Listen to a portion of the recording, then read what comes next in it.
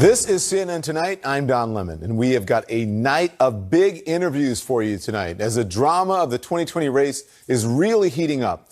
I am sitting down with two Democratic presidential candidates, Mayor Pete Buttigieg and former Housing and Urban Development Secretary Julian Castro. Those interviews are just moments away, but we're also going to be talking a lot about the big moment from last night's Democratic debate. Senator Kamala Harris going after Vice President Joe Biden on his record on race in a moment that seemed to take him by surprise and threw his campaign into chaos.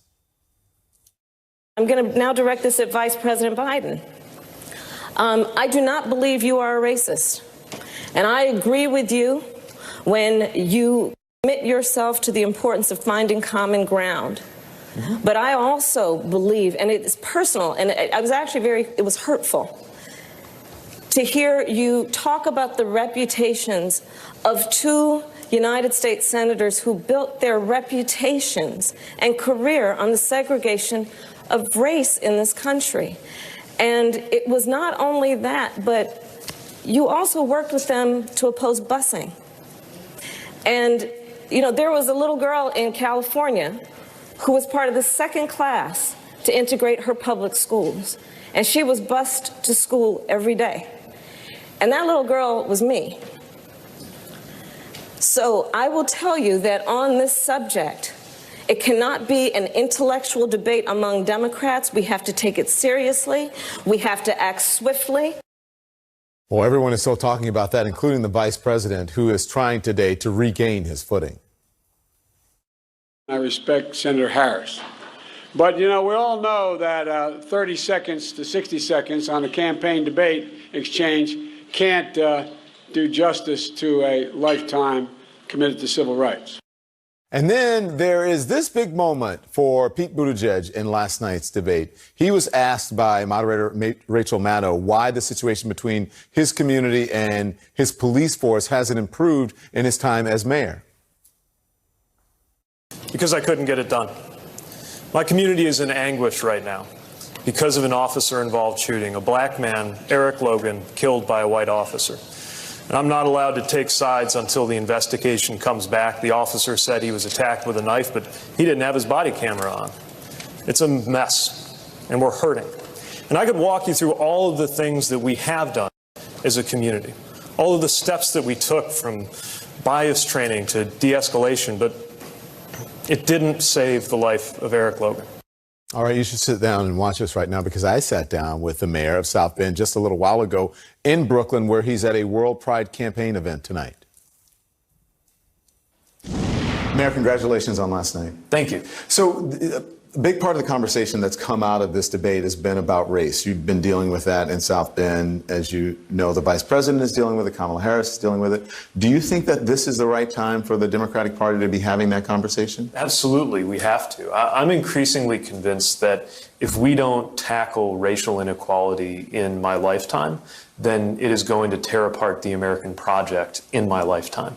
I think there was a sense at some point, maybe a naive sense, that if we just did away with racist policies and replaced them with neutral policies, then everything would get better on its own. I think what we're finding is that systemic racism is a lot more intractable than that. And for certainly all of us running for president, it's incumbent upon us to have an explanation of what we're going to do proactively and with intention to reverse racial inequity. And so it makes sense for it to be an issue that's front and center. You know, in many ways, this president put it front and center by practicing a kind of white identity politics out of the White House. And if that's what it took for some of these issues to get more prominence in the national spotlight than before, then at least that much is a healthy thing. You said if we don't deal with it, it'll tear us apart, right? Yeah. And that, do you think you came to that? When did you come to that realization? Is this something that it's been a new sort of awakening for you? Yeah, I think as somebody who's not from a community of color but has wrangled with these issues in obviously in the context of leading a diverse community and now in the context of presidential politics, you learn every day. And frankly, I've had to learn a lot about this the hard way. not in the same way that somebody who is impacted by racism personally does, but as somebody who is trying to hold together a community and model how our country can be held together at this time when race is being used very effectively by this White House to divide us, to divide people with shared interests, but also at a moment when we could be reaching into our identities as a way to support one another. I think this is a moment when it's very important for men to be standing up for women, for straight people to be standing up for LGBTQ people, and frankly for white people to be standing up for the concept that Black Lives Matter and a lot of other questions of racial equity that just deserve more attention. So we're both gay. I'm, a black man, and I've had to deal with these issues my entire life, right? People didn't always know that I was gay. Now all of a sudden you're, running for president, and when you're at probably the peak of your career that the highest that you've been so far, all of a sudden these things have come, these two worlds are colliding. Gay, issues of diversity, issues of race. What have you learned in this process? What has that process been like for you? Well, I think what I'm learning is that you can't and shouldn't run away from your identity. You also can't let it speak for you completely, because what I'm finding is everybody has different kinds of experience. For example, even within the LGBTQ world, right? I'm a married gay man. That doesn't give me that much insight in what it's like to be a trans woman of color at a moment when trans women of color are under attack. But it gives me, hopefully, something I can tap into in terms of an awareness of what it's like to be on the wrong side of a pattern of exclusion, to be on the wrong side of a question of belonging. Why would people who are either black and or gay, why should people feel that you can represent their interests if it took you so long to get there on both those issues? Look, I've sunk my teeth into these issues from day one. I was standing up against Mike Pence and the Religious Freedom Act back home before I was even out, knowing that would probably lead to some questions about whether I was gay before I was ready to talk about it. I've done everything that I can to be on the right side of racial issues as well. There's a learning process, and one of the things I acknowledged yesterday is that there's a process of delivering results on some of these issues. There are areas that I'm proud of. There's areas where we've come up short, and I've got to own that. But I've always been committed to this. So you said, this is what you said about South Bend's police force. You say you couldn't get it done. So how are black Americans, and all Americans really, how can they trust that you'll get it done, issues of race and the tensions across this country, if you become president, if you couldn't get it done in South Bend? Well, I don't think all of these issues are things that somebody can just claim to have solved. The issues that I haven't solved as a mayor are issues that America hasn't solved, that no city has solved, but where we've made progress. Sometimes it's 3 steps forward and 2 steps back. I'm not going to present myself as the person who is going to resolve racial tension or racial inequality in this country. That's not the story I'm telling. What I am saying is that we have addressed these issues in my community. We have learned from that. And I'm passionately committed to bringing about, in my lifetime, a world where a black person and a white person pulled over by a police officer feels the exact same thing, and that's a feeling not of fear, but a feeling of safety. What exactly does "I couldn't get it done" mean? Specifically, what do you mean by that? I was asked about the diversity of the South Bend police force. It's an example of an issue that we're wrestling with in South Bend and that a lot of cities are seeing. There is a gap in many diverse communities between the diversity of the community itself and the diversity of the... Did you mean, I don't mean to cut you off, but did you mean I couldn't find qualified black officers or officers of color? I couldn't find a qualified chief of color? Or what does that mean you couldn't get it done? I couldn't get us to where the number of black officers on our department mirrors our community. And it's really important that that happen if we want to have the kind of trust between communities of color and the department that we need. It's not for lack of effort, I can tell you that. We've taken a number of steps to try to recruit more people to apply in the first place, to try to map out. Matter of fact, if you're watching, somebody's watching at home, they can go to the police transparency portal we set up in South Bend to push out our data.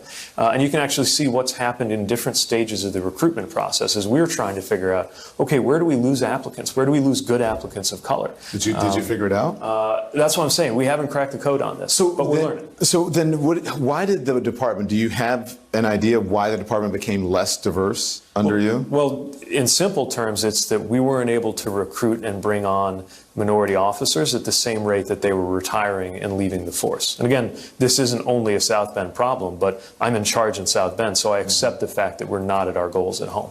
So we've been talking specifically about South Bend. Then talk to me about your plan for marginalized people, especially people of color, as president of the United States. Well, like I said earlier, we can't expect that if we just have neutral policies replacing racist policies and systems that have been in place for and not just in the context of police and criminal justice. For sure, yeah. No, and for me, criminal justice is a huge part of it, right? And we know mass incarceration, we know policing issues need to be tackled. But I also don't want to sound like we're reducing the black experience in America to criminal justice. I'm concerned about entrepreneurship. I'm excited about entrepreneurship. Black entrepreneurship is where a lot of jobs and opportunities are being created.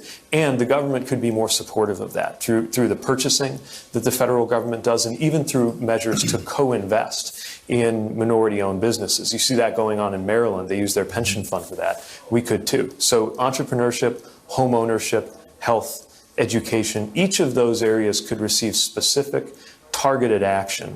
I'm calling it the Douglas Plan because it should be as ambitious as the Marshall Plan that rebuilt Europe. America did that to help Europe rebuild. What are we doing for Black America, knowing that Black Americans have been systematically excluded from all those areas: justice, home ownership, entrepreneurship, and so on. And of course, in addition to those 5 areas, there's the basic question of democracy. It's not accidental that the various patterns of exclusion from the ability to vote, even today, the ways in which it's made harder to vote, the ways in which people's voices are diminished by gerrymandering, have a very strong racial element to that. And the disempowerment of people of color is connected, I think, to the failure of policy to bring about racial equality in our time. Which is interesting because the Supreme Court just made a call or judgment on that, on gerrymandering just yesterday.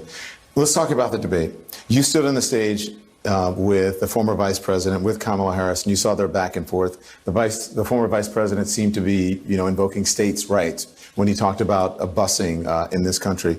Is Vice President Joe Biden out of touch with today's Democratic Party? It certainly seemed like some of what we heard there was just tone deaf to the realities of lived experience right now. We need to be talking about these things differently. What was your reaction when that happened on stage? Well, of course, it was striking because she was describing a personal experience that she had had. And I think there was a sense of whether good intention is enough. And that's something I'm always checking myself on, too. I'm convinced of my own good intentions. But Black residents in my community, or for that matter, Black activists around the country, aren't really just interested in whether I've got good intentions. They want to know whether we're actually going to be able to deliver in our time. And I think that was some of the struggle that you saw playing out on stage. There seems to be this idea that Biden is the strongest candidate to beat Donald Trump. And when you actually look at it, Democrats who won, right, and these were younger Democrats at the time. Bill Clinton was a fresh face. President Barack Obama was a fresh, different face. Al Gore did not win, right? He was someone who had been in office for a long time. John Kerry didn't win as well. What do you think of this idea that, it has to be an older white man who can beat Donald Trump? Yeah, I think the pattern you just described shows that possibly the riskiest thing we could do is to try to play it safe in that way. Think about this. My home state in Indiana. Indiana went blue once in the last 50 years. Mm-hmm. And it wasn't for Bill Clinton, and it wasn't for John Kerry, and it wasn't for Jimmy Carter. It was for Barack Obama. Now, if we were sitting here in late June 2007 saying, let's find somebody so electable, so palatable, so easy for swing voters to get comfortable with that he could even carry Indiana for Democrats. I'm not sure a lot of people would have said the name of Barack Obama, but he was able to move people, he was able to inspire people. Now, what we have in 2020 is a sense of great urgency because we know what we're up against. We know just how imperative it is for those of us who are horrified by the behavior of this administration that we win. But we're not going to win by offering a return to normal. This is the thing that worries me a little bit. Democrats always psych ourselves out. We overthink these things. Try to put ourselves in the heads of somebody else. Tests about every single candidate. Yeah. And this idea that we can just turn back the clock. Yeah. I feel like there are some Democrats for whom our answer to the Republicans saying they want to turn back the clock to the 1950s is saying we want to turn back the clock just not as far, like to the early 2000s. And that's not going to work because where I'm from, in the industrial Midwest, people, and by the way, people of all races, have been left behind by the so-called normal. That's part of how you got a vote to burn the house down that led to the Midwest supporting the president we got now. All right, Mayor, hold it right there just for the moment. We're going to pick up our conversation. We'll be right back. And that was Jimmy Carter, right? Remember the peanut farmer? The former president of the United States, Jimmy Carter, suggested that the current president is an illegitimate president because of Russia's help. Do you agree with him? Is Donald Trump an illegitimate president? I think, he won the election. There was also cheating that went on. I mean, who can go back and say, whether but for the cheating he would have won? The point is, it should never have been close. A person like this president should not be able to get within cheating distance of the Oval Office. And until we confront those basic facts, the causes that he's a symptom of, I'm worried that we could get somebody like him or even worse. I don't know what that looks like, but it's certainly possible. That's why we've got to tackle the fundamental political and economic systemic issues that we have that generate somebody like him being able to take off to begin with. Another news item is that the president is overseas. He met with Vladimir Putin. They were somewhat joking about interfering with the election. I'm not sure if you saw it. Yeah. The president's joking. No, don't interfere. Funny. What did you think? Not funny. I mean, this is our democracy. Our democracy is the thing that makes sure that our government works for us and not the other way around. It's your vote, not your gun, that sees to it that we're in charge of our government. And this is not a laughing matter. We were attacked successfully by a hostile foreign power that believed they could weaken America by intervening to get this guy elected, and they were right. What we're going to do about it is what matters, and the idea that he would treat it that casually, not that we're that surprised, right? I mean, every time the bars... The other thing that was really bothersome is it sounded like he was joking about doing away with journalists. Yeah. Either you care about the Constitution or you don't, and I think we know what side this president's on. Also, something that I found interesting that you address is that Christianity and being gay, that you can be gay and a Christian at the same time. You also pointed out the hypocrisy coming from this administration and from Republicans when it comes to separating children at the border, especially when it comes to being a Christian. Right. That's not a Christian thing to do in your mind. No, not at all. I mean, what person of faith can look at a family being torn apart and think that that's a good thing? Just this morning, I was with a group that went to a facility in Florida, a place called Homestead, where there is a private company running what amounts to a jail for children. There's 2,700 kids in there. Who thinks that those conditions are consistent with Christian faith or any faith? Mm-hmm. I think America is due for a reckoning about what people of faith who are guided by that when they come into the political space should do. There's been this idea that the only home for religious people who vote their religious values is on the right. And there's a very good reason, by the way, why my party has hesitated to talk about this. And that reason is that we're a party that stands for the separation of church and state. We understand that when you're in office, you need to represent people of any religion and people of no religion equally. But the price of that, and we should maintain that, but the price of that is that I think we've neglected the extent to which a religious left in this country that calls on us to take care of the least among us. A religious left, by the way, that among other things is inseparable from the tradition of civil rights in this country. That tradition needs to get more attention. And when you see things like Reverend William Barber and the way his Poor People's Campaign is speaking up for exactly that, the least among us, it gives you a whole different frame from what I view to be the profound and rank hypocrisy of so-called religious figures in government today on the right. This is my last question. So most people, if you ask them why, do you want to be president of the United States, or they would say, are you crazy? Why do you want to be president of the United States? Because it's the best way to make myself useful. I'm not running for this office because it's an office I feel like I'd like to have. I'm running because we're at this moment where I think the choices we make in the next 3 or 4 years are going to decide what the next 30 or 40 years look like. It's the dawn of an era, which makes us both lucky and unlucky. This is like the beginning of the New Deal or the beginning of the kind of 40-year Reagan period in American politics. What we do now will lead to what life is like for the balance of my adult life. And it will either be enlightened or it will be ugly. But I see an opportunity with a different kind of vision and a level of seriousness about the structural changes we need, as well as the policy changes we need.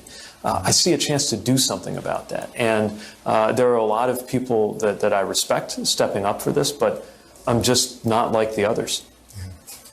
Thank you. Thank you. Happy Pride. Same to you. I'm going to have much more with my interview with Mayor Pete Buttigieg in the next hour. But right now, I've got another presidential candidate on deck, and that's Julian Castro. He tells me what he saw today at the Homestead Detention Center for thousands of migrant children. There he is live. He's next. Democratic presidential candidates visiting a migrant detention center in Florida holding thousands of children who cross the border unaccompanied. Julian Castro, the former Secretary of Housing and Urban Development, is one of the candidates who went there today, and he joins me now. Thank you so much for joining us, Mr. Castro. As I understand, you're out there, it's warm, it's very buggy, so we appreciate you joining us here. But listen, I'm sure the conditions don't compare to what some are facing here. You just visited that detention center with some of the candidates earlier today, were denied entry. What reasons were you given? Well, somebody who said that he worked for the federal government was there, greeted us. There were 5 of us presidential candidates, and said that we couldn't be given a tour because only guided tours are given at certain times upon request. He was asked if that could be waived because you have 5 presidential candidates, including 2 sitting senators, and they refused to do that. It makes you wonder if they tightly control when anybody sees what's actually going on. And my understanding is that even lawyers who go in and meet with little kids who are their, or in this case teenagers who are their clients, have to sign some sort of form that says they're not going to discuss the conditions of the facility. It makes you wonder, what in the world are they hiding? So then, we know there what have been were you able to see, instances of Secretary? sexual abuse and other problems. What's that? What were you able to see? Well, there's a spot where activists have set up ladders so you can look across the road beyond a fence to tents where outside of those tents in a single file line, migrant teenagers who are held at Homestead walk from tent to tent during their day. And what was so powerful to me was that they're wearing these orange baseball caps that are the color of a prison uniform. And we were waving to them, and the activist said that they can hear if you shout, and so we were yelling supportive messages to them. But I've said a lot now that we need to end these private prison facilities, detention facilities like Homestead, and we need to end family detention. And Don, this is why I was so adamant the other day about repealing the law that allows the Trump administration to separate migrant parents from their little children. Section 1325 of the Immigration and Nationality Act. And I was so happy last night in the second debate that they asked this question: who on stage supports repealing that act, as I proposed? And by my count, 9 out of the 10 candidates last night said that they would support that. That is a step in the right direction. We can maintain border security, but go back to the way we used to do this and treat this as a civil offense instead of a criminal one. I've got to jump in here because I have some standby. I want to read this breaking news, and I want to get your response to it. The breaking news that we have now is a federal judge in California blocked on Friday the Trump administration from using $2.5 billion for a border wall in portions of California and New Mexico. Again, a federal judge in California blocked tonight the Trump administration from using $2.5 billion for a border wall in portions of California and New Mexico. What is your response, Secretary Castro? Thank God for our courts these days, because they're our last line of defense against an out-of-control administration. And instead of spending $2.5 billion on a wall that most Americans don't want, that'll change the notion from the Statue of Liberty that beacons people, a place of hope, to a country that literally walls itself off from the rest of the world, changes the meaning of America in the long term. We should be doing something like investing in partnering with Honduras and El Salvador and Guatemala in a 21st century Marshall Plan so that people can find safety and opportunity at home instead of having to come to the United States. That would actually be a much smarter, more effective way to deal with this issue. And the president should have started doing that the minute that he took office, because he knew this was an issue of a lot of people coming over. He's wasted 2.5 years. He has failed on this issue.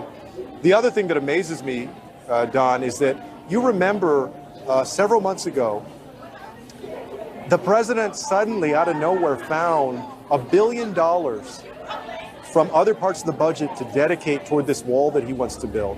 But a few days ago, it was reported that they're saying they can't pay for soap and for toothbrushes for a whole bunch of children that are at detention facilities. It makes no sense. And it's part of the bankrupt administration that we have. Our time is short, but before you leave us, I just want to get your response to. I want to talk about your performance at the debate. It has gotten a lot of attention. Your campaign announced earlier today your best fundraising day. This has been your best fundraising day ever. I think it was yesterday and maybe today possibly. What do you hope this does for you?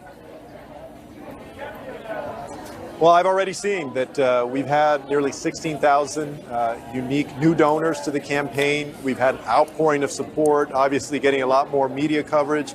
And people know what politics is about. It's about making sure that you get your message out. I went in there knowing that a lot of people didn't know who I was, and they wanted to know who I am and what I'm about. What they saw on Wednesday was that I have a strong vision for the future of this country. I have the right, strong executive experience to be president, and you want to know that the Democratic nominee can go toe-to-toe with Donald Trump, can hold their own.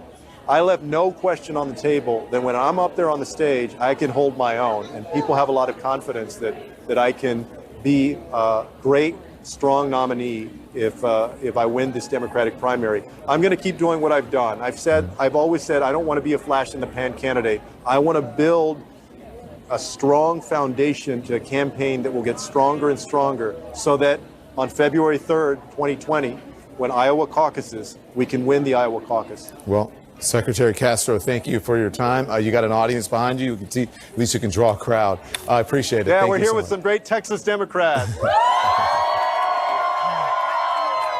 Thank you, Secretary. Have a good weekend. We appreciate you joining us. Frontrunner Joe Biden getting hit with blistering criticism after his performance at the first Democratic debate.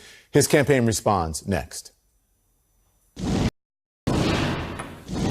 Senator Kamala Harris took Joe Biden to task in the Democratic debate last night for his position on busing in the 1970s, and the former vice president pushed back today. I want to be absolutely clear about my record and position on racial justice, including busing. I never, ever opposed voluntary busing. And it was a program that Senator Harris participated in, and it made a difference in her life. I did support federal action to address root causes of segregation in our schools and our communities, including taking on the banks and redlining and trying to change the way in which neighborhoods were segregated.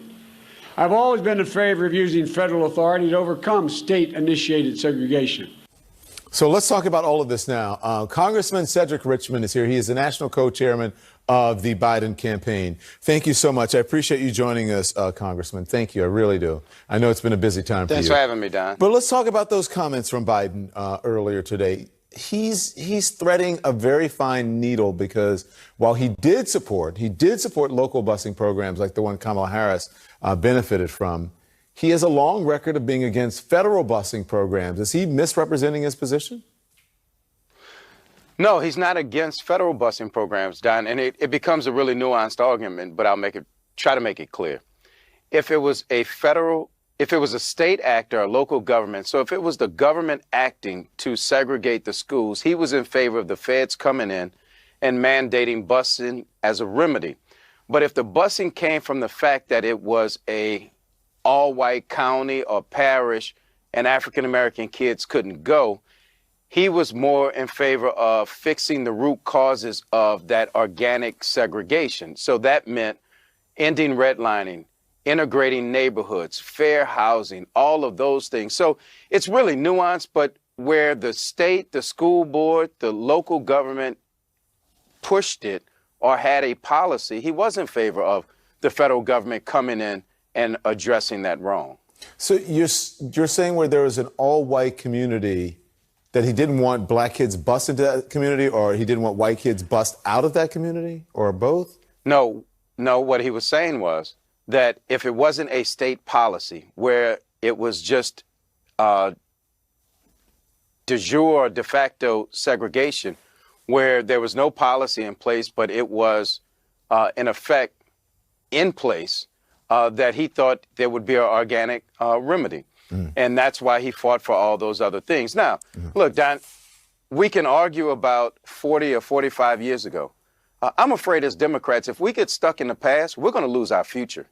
And when I wake up and think about this president, his actions, the borderline treasonous comments that he did today in Russia, I'm terrified of the future. And the more I think that I focus on the past and talk about the past, it means I'm not doing an adequate job of putting on the line what's at stake in this election. But with all due if you look at respect, the federal- Congressman, don't you think that would be the best answer for the vice president to have said on stage last night? Listen, what I did 40 years ago, there may be some things that I might change that I did 40 years ago. No one is perfect on their history, but we're not talking about 40 years ago. We can look at my record over the last 40 years and see where I've been on this when it comes to civil rights in this country. But why don't we move forward? Wouldn't that have been the best answer for him to give on that stage last night, instead of you and others having to come on and explain it? That could have been an answer. I think what the vice president was trying to do is clarify his intentions. And I think he wanted everybody to know that his intentions was never to support segregated schools. So for him, it was important to justify his record as never, ever supporting segregation, nor state rights, although the answer came out that way. Okay, but let me play this and I'll let you finish your answer, because I just want to, this sort of goes into what you were saying. This is from June 28, 1977, 42 years ago to this very day. Watch this. Okay. I happen to think that the one way to ensure that you set the civil rights movement in America further back is to continue to push busing, because it's a bankrupt policy. And that's why I think I'll be vindicated. Okay, so he's done so many great things for civil rights, for the civil rights movement over his career, but on this issue, I'm just wondering if does he really want to stand by what he's saying, or should he be the one saying what you said and moving on, instead of trying to clarify what you say is some nuanced position that most people probably don't understand? I'm not quite sure I understand it. Well, look, I'll tell you this, and I could get into that, but I would just say that there was an argument on both sides, black and white, academia and not, and activists, who still have a debate about busing and its effect on the African-American community. But what I don't want to do is debate busing when we have a president that's trying to roll back Roe v. Wade. And if we give him more seats on the Supreme Court, we're talking about Roe v. Wade. I'm worried about Brown versus Board of Education. I'm worried about Miranda. I'm worried about all of those things. So I think there is a place to have a debate about history. Okay. But also, I say it over and over again, is the Janet Jackson test. What have you done for me lately? Yes. He was in the White House for 8 years and has a remarkable record on school desegregation and other things. Yeah. We will continue this conversation. Unfortunately, we're out of time, but I appreciate you coming on. Thank you so much. We'll have you back soon, and you have a great weekend, okay? Thanks for having me, Don. Thank you. We'll be right back. Former Vice President Joe Biden in damage control mode after Kamala Harris took him to task last night on race and busing. Can he dig himself out of this hole? Joining me now to discuss, Joe Trippi and Karen Finney. Okay, so it's being characterized that way. There are some folks who say, good evening, by the way, to both of you. Some folks say, oh, he didn't do that badly. There are still people who are in Joe's corner. I heard from a lot of them today as I was walking around New York City. Joe, I just want to play more from the vice president's cleanup on aisle 9 earlier today. Watch, and then we'll all discuss. I heard and I listened to and I respect Senator Harris.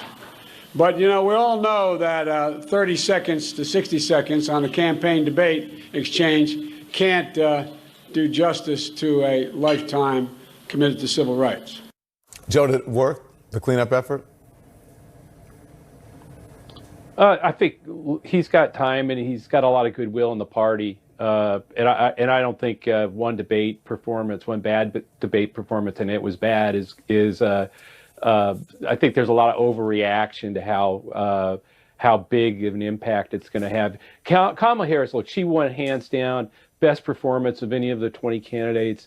She's going to raise a lot of money from it, and also I think probably really put herself into second or third in the polls when the polls clear from all this. But he's gonna he's had a bad night, and and I think he's paying a price. Part of it is because I think getting in late was a good decision for them. Staying above the fray all this time was a good decision up till now. But I think the price they paid for it was he was not ready. All the other candidates have been in that fray, in the back and forth, in those town halls, taking really hard questions from the press, and they haven't. And the first night he stepped into that was last night, and Kamala was waiting.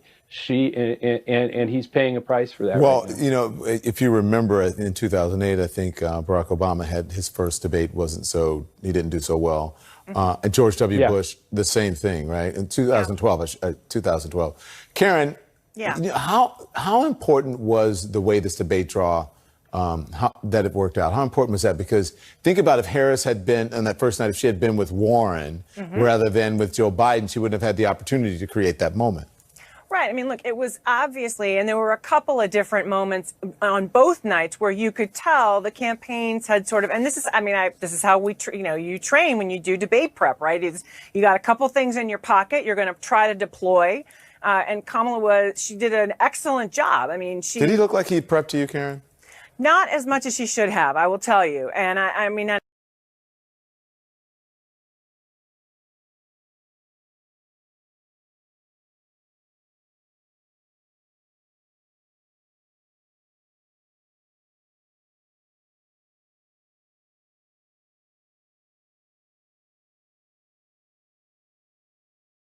who was telling him to stop talking. So I think he was trying to be respectful, and I think there's a way you can be respectful but forceful, and Kamala did that actually very well in sort of landing that hit. And look, from her perspective, it was also important because, you know, she's been taking some heat, particularly from the left, on her record as a prosecutor, so it was important for her to get out.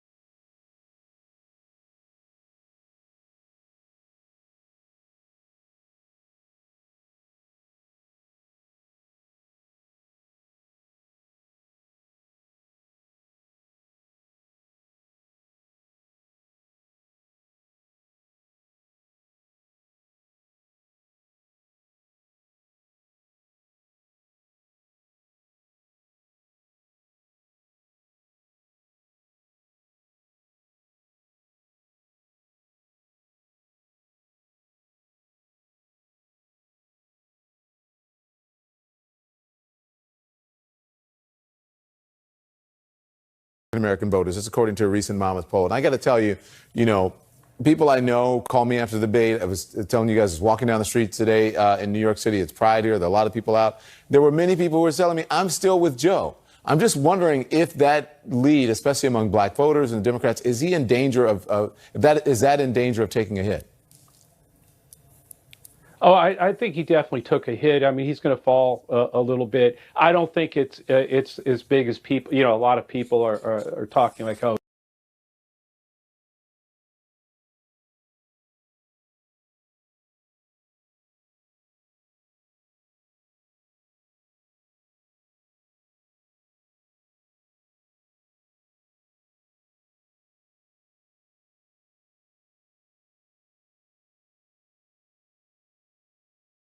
And flat-footed, and that was Barack Obama in his first debate against Romney was like that. I got it. You know, so that happens, but he's got to come back. Yeah, from I've got to run. I think he's going to do. That's why our debate and show is so important. humility. And when you say I'm really sorry and you do it authentically, I think you give people a lot of room to forgive you, right, and to move on. Thank you both. Have a great weekend. I appreciate it. We'll be right back.